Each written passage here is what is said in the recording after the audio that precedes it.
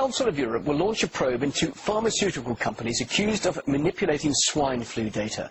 This follows a claim by a renowned German scientist that vaccine manufacturers pressured the World Health Organization into declaring a swine flu pandemic, seeking to increase profits. RT's Laura Emmett has more. It was supposed to be a deadly pandemic, but it's so far nothing more than a serious cold.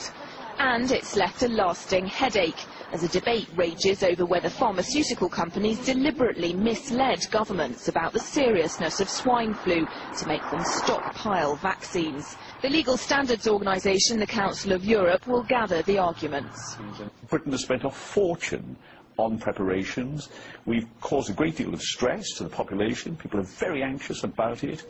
And we've distorted the priorities of our health service. And I believe when we have a thorough investigation and we look at this, we'll discover that that's the story. The world has been subjected to a stunt for their own greedy interests of the pharmaceutical companies. European countries bought billions of dollars worth of vaccine from pharmaceutical companies including Baxter, GlaxoSmithKline and Sanofi Pasteur.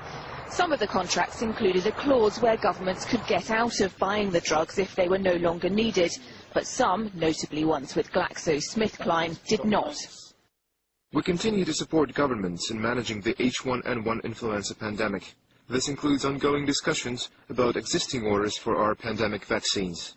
Governments all over Europe are now saddled with billions of dollars worth of unnecessary swine flu vaccine. They are trying to sell it, but supply now far exceeds demand. So because governments wanted to be seen to be acting decisively, the European taxpayer is finding himself seriously out of pocket. Health expert Gawain Tola says farmers will be farmers, and it's governments who should have been less gullible. Pharmaceutical companies, of course, have a huge economic interest in encouraging concern over health.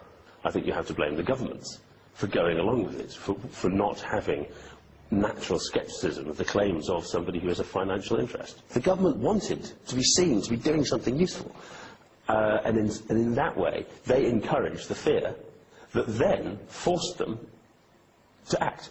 At the height of the pandemic, it was predicted that around 65,000 people in Britain would die. So far, there have been only 360. Critics of the World Health Organization, which dubbed swine flu a pandemic, said it was clear from early on that the illness wouldn't be as serious as first thought. Also, it was initially believed that 2 vaccinations would be needed to protect against the virus.